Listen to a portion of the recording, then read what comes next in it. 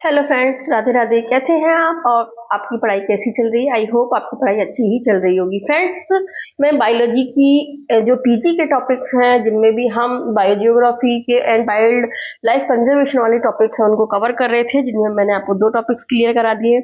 आज हम इसका थर्ड टॉपिक पढ़ने वाले हैं, एंडेमिज्म, विशेष क्षेत्रीयता। यानी एंडेमिज्म क्या होता है, कौन कौन से जो एनिमल्स हैं इंडिया के जो कि एंडेमिक स्पीसीज के अंदर आते हैं, वो सब पढ़ने वाले हैं। तो शुरू करते हैं आज का टॉपिक, एंडेमिज्म। ठीक है, जो मेरे नोट्स मैंने बनाए हुए थे मैं उनसे आपको क्लियर करा रही हूँ, तो आप इसको फटाफट से देख सकते हैं और आप अपने ये टॉपिक्स को क्लियर कर सकते हैं। एंडेमिज्म विशेष क्षेत्रीयता, जिसको हिंदी में बोलते हैं, या फिर स्थानिकवाद भी इसको कहते हैं।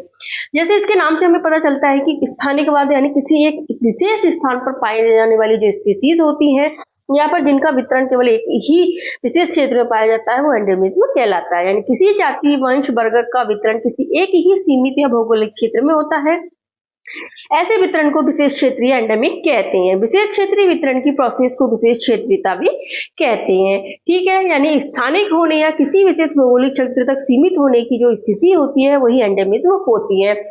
यानी जैसे आप कंगारू देख लो, केवल ऑस्ट्रेलिया में पाया जाता है, और आप जैसे आप शेर देखते हैं, वो हमारे केवल जो गिर राष्ट्रीय उद्यान है उसमें पाया जाता है। ऐसे कई स्पीसीज होती हैं, जैसे गिंगो बायोलोबा प्लांट्स हैं, जो केवल चीन में पाए जाते हैं। तो ये क्या होता है, इनकी जो परिस्थितियां हैं, अनुकूलन परिस्थितियां हैं, वो केवल एक विशेष क्षेत्र तक सिमट कर रह गई हैं, जिनके कारण केवल ये उन विशेष क्षेत्रों में ही पाए जाते हैं। तो ऐसी स्पीसीज जो केवल एक विशेष क्षेत्र में ही देखी जाती हैं, चारों तरफ इनका वितरण नहीं होता है, उनको एंडेमिक स्पीसीज कहते हैं। और इस विशेष क्षेत्रीय वितरण की जो प्रोसेस होती है, उसको एंडेमिज्म कहते हैं। तो इसकी डेफिनेशन आपको अच्छे से समझ में आ गई होगी। यह प्रजातियों के समूह के वितरण का वर्णन करता है। तो आपको जो भी पढ़ रहे हो उसकी डेफिनेशन भी आपको अच्छे से पता होना चाहिए, उसके जो भी टॉपिक पढ़ रहे हो उसके बारे में भी कथन कारण भी आपको पता होना चाहिए, क्योंकि जो अभी क्वेश्चन पूछे जा रहे हैं वो स्टेटमेंट के रूप में पूछे जा रहे हैं, तो आपको किसी भी तरफ से पूछ सकते हैं। तो किसी भी सीमित भौगोलिक क्षेत्र में जो स्थित द्वीप है, राज्य है, देश है, इसमें वो एंडेमिज्म हो सकती है। और जो एंडेमिज्म है उसका जो क्लासिफिकेशन किया जाता है, वो इकोलॉजिकल क्लासिफिकेशन के आधार पर किया जाता है। तो एंडेमिज्म में जो स्पीसीज पाई जाती हैं, उनको क्या कहते हैं? हम एंडेमिक स्पीसीज कहते हैं। एंडेमिक स्पीसीज या स्थानिक प्रजाति इनको कहते हैं। यानी ऐसी प्रजाति जो कि पारिस्थितिकी स्थिति में, जहां एक प्रजाति एक परिभाषित भौगोलिक स्थान के लिए अद्वितीय होती है, यानी एक यूनिक स्पीसीज जो केवल एक स्पेशल जगह पर हमें देखने को मिलती है, एक स्पेशल जियोग्राफिकल एरिया में देखने को मिलती है, वह एंडेमिक स्पीसीज कहलाती है। ये विलुप्त होने के प्रति अधिक संवेदनशील होती है, क्योंकि एक एरिया कोई कवर करती है, तो अगर इनका अत्यधिक ओवर एक्सप्लोशन, अतिदोहन करा जाए, तो वो जाति वहां से नष्ट हो सकती है। और इसकी जो स्पीसीज IUCN के अनुसार देखें तो ये वल्नरेबल जो होती हैं उसके अंतर्गत आती हैं, केवल एक विशेष क्षेत्र में ही पाई जाती हैं, दुनिया में कहीं नहीं पाई जाती हैं। जैसे कंगारू देखें, ऑस्ट्रेलिया में पाया जाता है। तस्मानियाई बाघ है, जो ऑस्ट्रेलिया तस्मानिया या न्यू गिनी में स्थानिक था, लेकिन अब विलुप्त हो चुके हैं। रूबिया भालू है, वो आर्कटिका में स्थानिक पाया जाता है। गैलोपगस के कछुए और मेडागास्कर के लीमर, ये दोनों द्वीप है, वो छोटे द्वीपों पर ही ये जाति स्थानिक है। इसके अलावा संयुक्त राज्य अमेरिका का जो पश्चिमी तट है, उस पर रेड बून है, वो स्थानिक है, जो केवल कैलिफोर्निया में ही पाए जाती है। अब इसके अलावा कुछ एक कंसेप्ट और है कि एंडेमिज्म की जो अवधारणा थी, किसके द्वारा दी गई थी? कैडॉल नामक वैज्ञानिक के द्वारा दी गई थी। यानी कोई भी स्पीसीज जो अपने अलगाव, सॉइल, क्लाइमेट के कारण केवल एक विशेष भौगोलिक क्षेत्र में पाई जाती है, वो एंडेमिज्म कहलाते हैं, और वो स्पीसीज एंडेमिक स्पीसीज कह जाती है। इसके अलावा जो ट्राइबल्स होते हैं, जैसे आदिवासी जाति होती हैं, जो केवल एक क्षेत्र को ही कवर करती हैं, वो भी इसके अंतर्गत एंडेमिक स्पीसीज में आ सकती है। जैसे निग्रो प्रजाति है, जो केवल अफ्रीका के ही कुछ क्षेत्र में पाई जाती है। तो ये सारी जो स्पीसीज है वो एंडेमिक स्पीसीज होती है। तो यहाँ अब हम पढ़ने वाले हैं टाइप्स ऑफ एंडेमिज्म। यानी एंडेमिज्म जो होता है, जो विशेष क्षेत्रीयता हमने देखी, वो कितने प्रकार की होती है? वो 2 टाइप्स की होती है। पैलियो एंडेमिज्म, जिसे एपीबायोटिक रेलिक्स भी कहते हैं, या पूरा विशेष क्षेत्रीय अतिजीवी या अवशेषी वितरण भी इसको कहा जाता है। दूसरी होती है नियो एंडेमिक या माइक्रो एंडेमिक, जो कि नव विशेष क्षेत्रीय या सूक्ष्म क्षेत्रीय होती है। दोनों के बारे में डिटेल में पढ़ने वाले हैं हम। पहली एंडेमिक या एपीबायोटिक या रेलिक्स जो स्पीसीज हैं वो कौन सी होती हैं, यानी ऐसे पादप या स्पीसीज जो पुराकालिक जलवायु में पृथ्वी पर व्यापक रूप से वितरित थे, लेकिन वर्तमान में अत्यंत संकुचित होकर एक या कुछ ही सीमित क्षेत्र में पाए जाते हैं।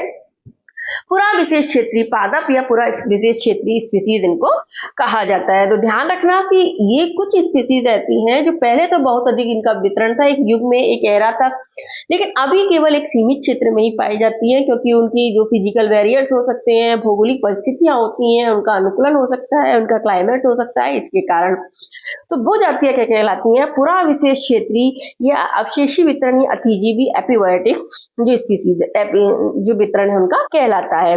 इसके कारण क्या हो सकते हैं, जैसे फिजिकल बैरियर हो सकता है, लाइक जैसे डेजर्ट, माउंटेन, सी, जैसे इनका डिवाइडेशन हुआ, तो जो स्पीसीज केवल माउंटेन पर पाई जाती है वो माउंटेन तक सीमित हो गई, सी में पाई जाने वाली वो सी वेजिटेशन में परिवर्तित हो गई, डेजर्ट में पाई जाने वाली डेजर्ट में ट्रांसफर हो गई। तो इस तरह से वह जो स्पीसीज है वो एक क्षेत्र में ही सीमित हो जाती है। जैसे क्लाइमेट में चेंज है या कोई सॉइल टाइप में चेंज होता है, जो सॉइल उनको सूट नहीं करती है तो वो उस एरिया में नहीं पाई जाती है। जैसे डेजर्ट में पाए जाते हैं, हम देखते हैं प्रोसोफिल साइनेरिया वगैरह है, कैक्टस है, ये सब डेजर्ट में पाए जाते हैं, लेकिन आप देखोगे तो ये दक्षिणी पूर्वी पठारी भाग में ये जातियां नहीं पाई जाती है, क्योंकि उनको वो जो क्लाइमेट चाहिए, जो अनुकूल परिस्थितियां चाहिए, वो नहीं मिल पाती है। इसका एक एग्जाम्पल है जैसे ट्रापानेट्रांस, है ना, जो उत्तरी यूरोप के कुछ क्षेत्रों में ही पाया जाता है। ठीक है, इसके अलावा एक और है जिम्नोस्पर्म में है सिकोया सेपरवेरेंस, जो कि पश्चिमी अमेरिका में पाया जाता है, और गिंगो बाइलोबा जिसको सभी जानते हैं वो चीन के सूक्ष्म क्षेत्रों में, इसको लिविंग फॉसिल भी कहते हैं गिंगो बाइलोबा को, जो चीन के सूक्ष्म क्षेत्रों में ही पाया जाता है। तो ये ऐसी जातियां हैं जो पहले पूरी तरह वितरित थी, सब जगह फैली हुई थी, लेकिन फिजिकल बैरियर्स या क्लाइमेट में चेंज के कारण एक निश्चित क्षेत्र तक ही सीमित होकर रह गई है। पहली एंडेमिक स्पीसीज है वो उनमें पारिस्थितिक आयाम है उनका संकुचित होता है, यानी एक सीमित या संकीर्ण क्षेत्र में होता है, और इनके जो गुणसूत्र छोटे होते हैं, क्योंकि ये जो पुरानी स्पीसीज हैं या कि इनमें कोई डेवलपमेंट नहीं हुआ है, तो एक लिमिटेड एरिया में पाई जाती हैं। इसके कारण जो इनमें पुराने लक्षण पाए जाते हैं वो ही इनमें देखे जाते हैं, जैसे सिकोया, डेंड्रॉन है, जिएजेंटियम है, जो केवल कैलिफोर्निया में सीमित है, जो कि एपिबायोटिक से रिलेट्स का अच्छा एग्जाम्पल माना जाता है। एंडेमिज्म में दूसरा टाइप पर देखेंगे नियो एंडेमिक या माइक्रो एंडेमिक भी जिसको बोला जाता है, यानी नव विशेष क्षेत्रीय या सूक्ष्म क्षेत्रीय इनको बोला जाता है। यानी ऐसे वर्ग के टैक्सोन जो रिसेंट टाइम में विकसित हैं और ये एवोल्यूशनरी यंग हैं, जिन्हें अपने उद्भव स्थल से प्रवास करने या अन्यत्र फैलने का अभी समय नहीं मिला है, जो अब इसके कारण ये अपने उत्पत्ति स्थल तक की ही सीमित हैं। ये जो प्लांट्स होती हैं, वो जो स्पीसीज होती हैं, वो न्यू एंडेमिक कहलाते हैं, यानी जो अभी जो नए तरीके से म्यूटेशन के कारण या किसी भी परिवर्तन के कारण अभी वापस से जो प्लांट्स हैं या स्पीसीज हैं वो डेवलप हो रही हैं, लेकिन अभी इनको विकसित होने का अभी टाइम नहीं मिला है, जिसके कारण केवल एक निश्चित से क्षेत्र तक ही सीमित हैं। ये जो जातियां हैं वो न्यू एंडेमिक स्पीसीज कहलाती है। आप पूछ सकते हैं न्यू एंडेमिक और पहली एंडेमिक स्पीसीज के बारे में। ठीक है, अब ये जो प्रजातियां होती हैं चूंकि अभी डेवलप हुई है, इसके कारण ये जो स्पीसीज या प्लांट्स होते हैं वो एडवांस होते हैं। इनमें एग्जांपल है सेनेसिया कम्प्रेंसिस, इसका एग्जांपल है सेनेसिया कम्प्रेंसिस है। इसमें क्या विशेषताएं होती हैं, जैसे इनके क्रोमोसोम काफी बड़े और संख्या में कम होते हैं, जो कि आज की स्पीसीज में पाए जाते हैं। समजन्य प्रारूपों बायोटाइप्स की संख्या इनमें बहुत अधिक पाई जाती है। अधिक आक्रामक स्पीसीज होती है क्योंकि तेजी से फैल रही है, तो ये आक्रामक स्पीसीज है, और विस्तृत पारिस्थितिकी अनुकूलन इनमें देखने को मिलता है, क्योंकि जब पारिस्थितिकी अनुकूलन इकोलॉजिकल एडेप्शन अधिक होगा तो ही ये जातियां एक स्थान से दूसरे स्थान पर फैल पाएंगी। तो ये है नियो एंडेमिज्म, और पहले हमने पढ़ा था पैलियो एंडेमिज्म, दोनों आपको याद करना है। इसके अलावा जो कुछ वैज्ञानिक थे जिन्होंने जो एंडेमिज्म है उसके बारे में भी कुछ थ्योरीज दी थी, तो उनको भी हम देख लेते हैं एक बार। अकॉर्डिंग टू रिचर्डसन 1978 में उन्होंने बताया था कि जो स्पीसीज हैं वो एंडेमिज्म में है वो दो टाइप की होती हैं, हॉलो एंडेमिक और दूसरी होती है एक्टिव एपिबायोटिक स्पीसीज होती हैं। यानी हॉलो एंडेमिक ऐसी स्पीसीज है जिनकी उत्पत्ति अभी नहीं हुई लेकिन नैरो एरिया में वितरित है, यानी ऐसे प्लांट या स्पीसीज जो कि इनकी उत्पत्ति तो पुरानी है लेकिन एक निश्चित क्षेत्र या निश्चित एरिया में ही ये वितरित होकर रह गए हैं, ऐसी स्पीसीज हॉलो एंडेमिक कहलाती है। Endemic is intermediate between two extremes, यानी ऐसी जातियां जो कि दो जो एक्सट्रीम्स हैं या फिर दो चरम स्पीसीज हैं उनके बीच की इंटरमीडिएट हैं जिनको अभी विकसित होने के लिए जगह नहीं मिली है, वो होलोएंडेमिक कहलाती हैं। दूसरी होती है एक्टिव एपीबायोटिक स्पीसीज, यानी यदि लोकल कंडीशंस में एक लॉन्ग गैप के बाद पैलियो एंडेमिक के रीएक्टिवेशन से नई एंडेमिक स्पीसीज का विकास होता है। मतलब एक तरह से बोल सकते हैं कि पैलियो एंडेमिक यानी जो पुरानी स्पीसीज है उनमें कोई म्यूटेशन हो गया या फिर उनमें कोई भी चेंजेस हो गया, मतलब नए क्षेत्र में हुई, या फिर हाइब्रिड स्पीसीज इनको बोल सकते हैं, या फिर नई जगह पर उगने के कारण उनमें जो नए चेंजेस हुए हैं, तो ऐसी स्पीसीज एक्टिव एपीबायोटिक स्पीसीज कहलाती है। तो रिचर्डसन ने इनकी दो स्पीसीज के बारे में बताया था, एंडेमिज्म में दो टाइप्स बताए थे। इसके अलावा स्टेविंस एंड मेजर 1965 में उन्होंने भी दिया था कि लोकल एंडेमिक होता है और एक सूडो एंडेमिक होता है। लोकल एंडेमिक क्या होता है?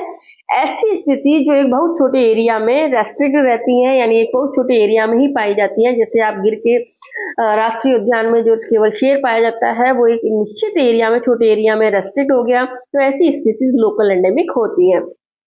दूसरा है सूडो एंडेमिक, एंडेमिक स्पीसीज जो म्यूटेशन के कारण उत्पन्न होती हैं, यानी जो पुरानी स्पीसीज है जिनमें म्यूटेशन हुआ इसके कारण नई स्पीसीज का जन्म हो गया, तो वो सूडो एंडेमिक स्पीसीज कहलाती हैं। इसका अच्छा एग्जांपल है फ्रैंकिलिना एलांटामहा फैमिली का एक प्लांट जो 18वीं सेंचुरी में जॉर्जिया में एलोट्यूमा रिवर पर मिलता था, लेकिन अभी इसका म्यूटेशन के कारण नया प्लांट इसकी उत्पत्ति हो चुकी है। एक और वैज्ञानिक थे फेवेजर एंड कॉन्ट्रीपोलिस, 1968 में उन्होंने basis of cytotaxonomic studies 3 type of neo endemic बताए।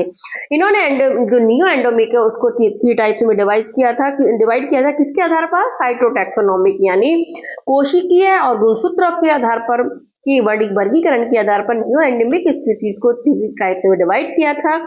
जैसे है साइजोन एंडेमिक है, पेट्रो एंडेमिक है, तीसरा है एपो एंडेमिक स्पीसीज में। साइजो endemic species same chromosome number के टैक्सॉन का विस्तृत फैलाव होता है, वो साइजो एंडेमिक होती है। पेट्रो एंडेमिक होती है रेस्ट्रिक्ट डाइप्लॉइड्स जो वाइड स्प्रेड पॉलीप्लॉइड से उत्पन्न हुए हैं, यानी पॉलीप्लॉइड स्पीशीज थी उससे जो डाइप्लॉइड्स बनते हैं वो पेट्रो एंडेमिक कहलाते हैं। तीसरा एपो एंडेमिक स्पीसीज यानी रेस्ट्रिक्ट पॉलीप्लॉइड जो वाइड स्प्रेड डाइप्लॉइड से उगते हैं, यानी एक दूसरे। तो इस तरह से किसी वैज्ञानिक थे जिन्होंने एंडेमिज्म के टाइप्स बताए थे। अब हम पढ़े थ्योरी ऑफ एंडेमिज्म, यानी थ्योरी एंडेमिज्म के लिए क्या क्या थ्योरी कौन कौन से वैज्ञानिक ने दी है। थ्योरी ऑफ एंडेमिज्म की हम बात करें तो एक थ्योरी आती है इसकी एपीबायोटिक थ्योरी, पुराजीवी सिद्धांत जिसको बोलते हैं, जिसको रीडले ने 1922 में दिया था। ठीक है, उन्होंने बताया था कि जो एंडेमिक स्पीसीज और जीनस होते हैं वो अतीत काल के एक बड़े समूह के सर्वाइवल अर्थात कुछ बच्चे सदस्य हैं जिन्हें पुराजीवी या अवशेषी कहा जाता है, जो वर्तमान में क्रमिक विलय के अग्रसर हैं या भविष्य में पूर्णतः विलुप्त हो सकते हैं। यानी एपीबायोटिक थ्योरी कहती है कि ऐसे प्लांट्स या स्पीसीज या ऐसी फैमिलीज या जीनस जो कि लंबे समय से चली आ रही हैं लेकिन अब उनके केवल कुछ अंश ही जीवित हैं, बचे हैं, वो पुराजीवी कहलाते हैं और आगे भविष्य में उनके फ्यूचर में विलुप्त होने की संभावना हो सकती है। इसमें एग्जांपल्स देखें, जैसे हमारे फर्न है, टेरिडोफाइट जो काफी समय से पाए जाते थे, मेटासुकिया है, गिंगो जो कि जिसे लिविंग फॉसिल्स भी कहते हैं, जो कि केवल चाइना में पाया जाता है। इन स्पीसीज के आगे विलुप्त होने की पूरी संभावना है। एपीबायोटिक फ्लोरा स्पीसीज इनको कहा जाता है, जो चीन व जापान में एंडेमिक रूप से वितरित है, ये तीनों स्पीसीज। ठीक है, सेमी पेरिरेंस ये जो है सेंट्रल वैली ऑफ कैलिफोर्निया में ये पाया जाता है। ठीक है, वहां की स्पीसीज है। और इसके अलावा साइरेरिया नेवाडा जो कि कैलिफोर्निया में पाई जाती है, और सिक्विया जिजेंटिया ये भी केवल कैलिफोर्निया में ही पाई जाती है। तो ऐसी इसके बारे में जो एपीबायोटिक थ्योरी है उसके बारे में हम थोड़ा सा पढ़ लेना। इसके अलावा एक और थ्योरी दी गई थी एज एंड एरिया थ्योरी, आयु व क्षेत्रफल सिद्धांत जिसको कहा जाता है। बिलिस ने 1922 में इसको दिया था। इन्होंने बताया था कि विशेष क्षेत्रीय स्पीसीज तथा वंश नवीन में रिसेंट तथा एक प्रसारशील पादप समूह का निर्माण करते हैं, यानी ऐसी एंडेमिक स्पीसीज या वंश जो कि अभी अभी उत्पन्न हुए हैं, जिनका अभी अभी विकास हुआ है, अगर इनको प्रसार के लिए टाइम मिल जाए तो एक बड़े पादप समूह का ये निर्माण करते हैं, या जो बड़ी स्पीसीज है उसका निर्माण करते हैं। तो ये सिद्धांत कहता है कि एक विशेष क्षेत्र में पाई जाने वाली भिन्न भिन्न जातियों तथा वंशों की मात्रा या परिमाण उनके विकास की आयु के समानुपाती होता है। यानी क्या कहता है सिद्धांत कि एक विशेष क्षेत्र में जो भिन्न भिन्न जातियां पाई जाती हैं, जो उनका परिमाण है, जैसे जैसे उनका विकास होगा वैसे वैसे उनका डेवलपमेंट बढ़ता चला जाएगा। तो इसको कहते हैं एज एंड एरिया थ्योरी, इसको कहा जाता है। जैसे विश्वव्यापी जो स्पीसीज है वो अधिक प्राचीन होती हैं, जबकि जो एंडेमिक स्पीसीज हैं वो नवीन हो जाती हैं। इसमें एग्जांपल देखें, जैसे प्राइमूला है, इम्पेशंस, रोडोडेंड्रॉन है, ये इसके एग्जांपल्स हैं। जैसे जैसे एरिया बढ़ता है वैसे वैसे एज भी बढ़ती जाती है, यानी एज बढ़ने के साथ यानी नवीन जातियों का विकास कम होता है। जैसे जैसे उनको भौगोलिक क्षेत्र मिलता जाता है, प्रसार उनका होता जाता है, वैसे वैसे उनका जैसे जैसे एज बढ़ती है उनका विकास बढ़ता जाता है। इससे मतलब है कि जैसे जैसे वो पुरानी स्पीसीज बनती जाती है उनका विकास होता जाता है। चटर्जी के अनुसार 70% स्पीसीज ऑफ हिमालय की वो एंडेमिक है। ध्यान रखें, endemic species of dicot plant जो इंडिया में है, लगभग 50% से अधिक जो डाइकॉट प्लांट है उनकी स्पीसीज एंडेमिक होती हैं, जो कि मुख्य रूप से हिमालय और साउथ इंडिया में पाई जाती हैं। हमारे जो इंडिया का इंडो गंगेटिक प्लेन है, यानी जो गंगा मैदान है, वो भारतीय गंगा मैदान है, उसमें सबसे कम एंडेमिक स्पीसीज पाई जाती हैं, जबकि जो वेस्टर्न घाट या पश्चिमी हिमालय जहाँ बोल सकते हैं उसमें सबसे अधिक एंडेमिक स्पीसीज पाई जाती हैं। इसके अलावा एक तीसरी थ्योरी भी दी गई थी, वंशीय चक्र सिद्धांत, जिसे कैन ने दिया था। इन्होंने बताया था कि एक जाति वृत्तीय विकास होता है, यानी एक जाति है उसका धीरे धीरे विकास होता है, वही एक जातीय वृत्तीय विकास इन्होंने बताया था। इसके अलावा विशेष क्षेत्रीयता के, अब ये तीनों थ्योरी हमने देख ली, अब हम देखते हैं कि विशेष क्षेत्रीयता है उसके कारण क्या होते हैं। तो विशेष क्षेत्रीयता के कारण हम देखें तो मुख्य रूप से प्राकृतिक परपरागण है। अगर परपरागण के द्वारा, जैसे एक जाति है, जैसे कीटों के द्वारा परपरागण होता है, वायु के द्वारा परपरागण होता है, जल के द्वारा होता है, तो एक जाति अपने क्षेत्र से अलग होकर दूसरे क्षेत्र में जाके गिर जाती है, तो वो भी विशेष क्षेत्रीयता के कारण बन जाती है। दूसरा उत्परिवर्तन है, इसके अलावा पृथक्करण है, भौतिक अवरोध है और जलवायु है, जो कि विशेष क्षेत्रीयता के कारण बनते हैं। हम बात करें एंडेमिक स्पीसीज ऑफ इंडिया, पहले प्लांट्स को देख लेते हैं फिर एनिमल्स की देख लेते हैं, तो ये इंपॉर्टेंट थोड़ा सा हो जाता है। तो एंडेमिक स्पीसीज ऑफ इंडिया में हम देखें तो रोडोडेंड्रॉन है इरिकेसी फैमिली का, ब्यूमोंटिया गैंडीफोरा है पोसाइनेसी फैमिली का है, इसके अलावा ल्यूसिन ओरिकाना है, कैरियोटा और यूरेना है, एजेल मेर्मुलस है, क्रोटोलोरिया जेंसिया, ध्यान रखना क्रोटोलोरिया जेंसिया जो फेबेसी फैमिली का है, फाइकस रिलीजियोसा है जो कि मोरेसी फैमिली का है, सिसम इंडिकम जो कि पेप्लिनेसिनोसी फैमिली का है। ये कुछ स्पीसीज हैं जो इंडिया में एंडेमिक होती है, एंडेमिक स्पीसीज हैं। ब्लीफियोस्टेमा, हेरेंडिया, जीरोटिया, लेप्रोडीनिया, एप्रिकॉम है। अब सबसे इंपॉर्टेंट कुछ इंडोमिक स्पीसीज जो कि इनके बारे में कई बार पूछा भी गया है और आगे भी क्वेश्चन पूछे जा सकते हैं, जो एंडेमिक स्पीसीज को आपको याद रखना है। Indigofera tinctoria, Piper nigrum, Saraca indica, Vitex negundo, Calotropis gigantea, Butea monosperma, Ficus benghalensis, टेमेलिडिस इंडिका, डटूरा मेटल और बॉम्बेक्स मेलेवेरिकम, ये कुछ स्पीसीज हैं जो कि इंडिया में एंडेमिक स्पीसीज हैं। इन स्पीसीज को आपको अच्छे से याद करना है क्योंकि इसमें पहले क्वेश्चन इसमें पूछा गया है, शायद 2022 या 2020 के एग्जाम में इसमें से एक क्वेश्चन आया हुआ है, पूछा था कि कौन सी स्पीसीज एंडेमिक स्पीसीज में आती है। तो ये तो गई प्लांट्स की एंडेमिक स्पीसीज जो कि इंडिया में पाई जाती हैं। अब हम में एनिमल्स जो है, जो कौन कौन सी स्पीसीज है वो एंडेमिक में आती है। इनमें मुख्य रूप से भारत में जो एंडेमिक स्पीसीज के रूप में 12 स्पीसीज है जो कि एंडेमिक स्पीसीज के रूप में आती हैं। सबसे पहला नाम आता है एशियाई शेर का, जो केवल गिर वन में पाई जाती हैं, जो केवल गुजरात के गिर वन नेशनल पार्क में पाई जाती हैं। लुप्त प्राय स्पीसीज भी इनको के रूप में ये सूचीबद्ध है। भारत में पाई जाने वाली 5 बड़ी कैट में से ये एक है। अन्य भारतीय तेंदुए वे बंगाल टाइगर भी होते हैं, लेकिन एशियाई शेर है जो कि 5 बड़ी कैट्स में है और केवल गिरवन में पाई जाती है, एक एंडेमिक स्पीसीज है। दूसरा है कश्मीर स्टेक, जो कि कश्मीर घाटी में पाया जाता है, जिसे हम क्या कहते हैं, हंगुल भी कहते हैं। इनके नाम याद रख लेना 12 जो कि एंडेमिक स्पीसीज, क्यों पूछ सकते हैं आपसे। जो दाचिगम नेशनल पार्क कश्मीर घाटी व चंबा जिले हिमाचल प्रदेश के घने जंगलों में मुख्य रूप से पाया जाता है। तो तीसरी एक स्पीसीज है हमारी शेर पूंछ वाला मकाक, जिसे हम लॉन्ग टेल मकाक भी कहते हैं, जो केवल पश्चिमी घाट में पाया जाता है। ये सबसे दुर्लभ, सबसे संकटग्रस्त प्रजाति है और जो प्राइमेट जाति है, संकटग्रस्त प्राइमेट जाति है, जो केवल दक्षिणी भारत के पश्चिमी घाट पर ही पाई जाती है। अगला है बैंगनी मेंढक पश्चिमी घाट, जिसका नाम है क्लाइनोटेरस कर्टिपस। इसका नाम भी आपसे पूछ सकते हैं। इसको पिग्नोस मेढक भी इसको कहा जाता है, जो कि केवल पश्चिमी घाट के वर्षा वनों में पाया जाता है और अधिकांश जीवन भूमिगत रहकर ही व्यतीत करता है।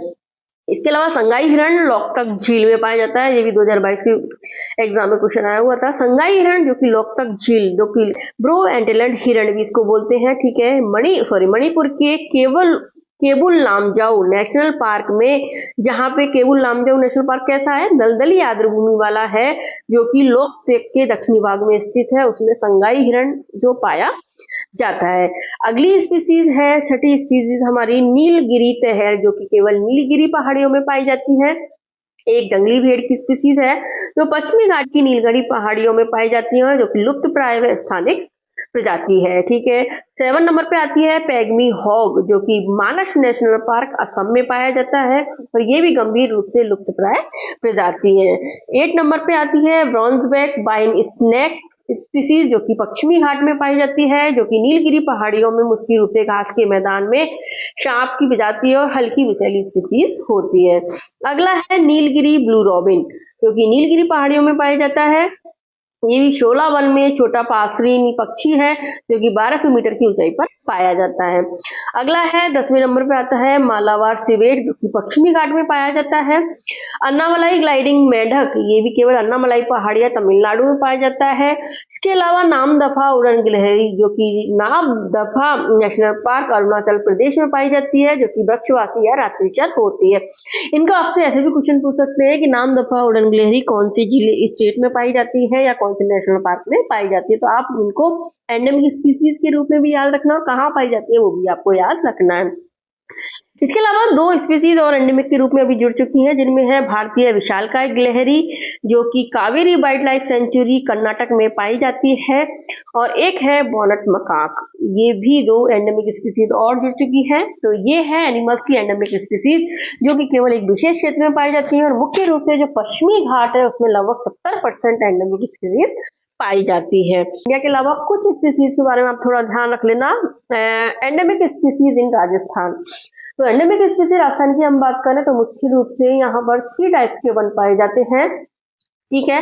उष्ण कटिबंधीय पर्णपाती वन, उष्ण कटिबंधीय कांटेदार वन और उपोष्ण कटिबंधीय चौड़ी पत्ती वाले पर्वतीय वन, ठीक है। 3 तरह के वन है जो एंडेमिक स्पीसीज के अंदर आते हैं। उपोष्ण कटिबंधीय चौड़ी पत्ती वाले जो पर्वतीय वन है वो सबसे कम और सिरोही जिलों के माउंट आबू के ऊपरी इलाकों तक ही सीमित है। तो ये तीनों स्पीसीज भी एंडेमिक स्पीसीज में आती हैं। ज्यादा भी नहीं तो डाइकोट्स और जो मोनोक्लोड प्लांट्स हैं उनको स्पीसीज को याद रखना है, जिनमें मुख्य रूप से जैसे हम देखें लाइकेन में देखें तो फाइसिया एब्यूसेंसिस है, ये हमारी एंडेमिक स्पीसीज है।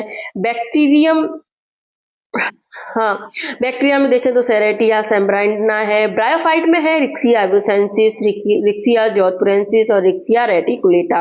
यानी ब्रायोफाइट में रिक्सिया की जो स्पीसीज हैं वो एंडेमिक स्पीसीज हैं। फर्न में देखें तो सिलेंजिला राजस्थानensis इंपॉर्टेंट है। इसके अलावा जिसको संजीवनी भी कहते हैं, आइसोसीटस ट्यूबरकुलेटा, आइसोसीटस रेटिकुलेटा, आइसोसीटस रास्थानेसिस, यानी आइसोसीटस आप नाम याद रख सकते हैं, ठीक है। तो ये स्पीसीज हैं जो कि हमारे एंडेमिक स्पीसीज के रूप में पाई जाती हैं। इसके अलावा हम मार्शेलिया में भी देखें तो मार्शेलिया कंडेंसाटा, मार्शेलिया माइन्यूटा इंडिका कुछ स्पीसीज हैं जो कि एंडेमिक स्पीसीज के रूप में पाई जाती हैं।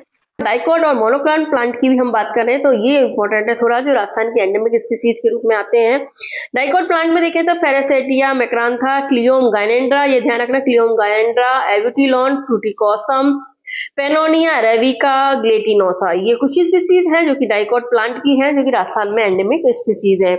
मोनोकोट प्लांट की बात करें तो मोनोकोट प्लांट के रूप में एप्लूडोब्लेटेरी ग्रास है, ये एरेस्टिडा रॉयलिना, ध्यान रखना, एक कैंक्रस पायरिका, डिजिटेरिया पेनाटा सेटाइना, ये जो स्पीसीज हैं जो कि राजस्थान में एंडेमिक स्पीसीज के रूप में पाई जाती हैं। तो ये राजस्थान में कौन कौन सी स्पीसीज, जिनमें सबसे ज्यादा आपको जो ध्यान रखने की है राजस्थान की, तो आपको टेरिडोफाइट और जो कि ब्रायोफाइट में जो एक 2 स्पीसीज है उनको याद रखना, लेकिन सबसे ज्यादा आपको एक तो जो एनिमल्स की मैंने एंडेमिक स्पीसीज बताई इंडिया में, और दूसरा जो कि इंडिया में मैंने प्लांट्स की एंडेमिक स्पीसीज बताई, उन सबको आपको अच्छे से रटना है, अच्छे से याद करना है। इसके अलावा एंडेमिज्म की पूरी थ्योरी को अच्छे से याद करना है, इसका कंसेप्ट पूरा क्लियर आपको होना चाहिए।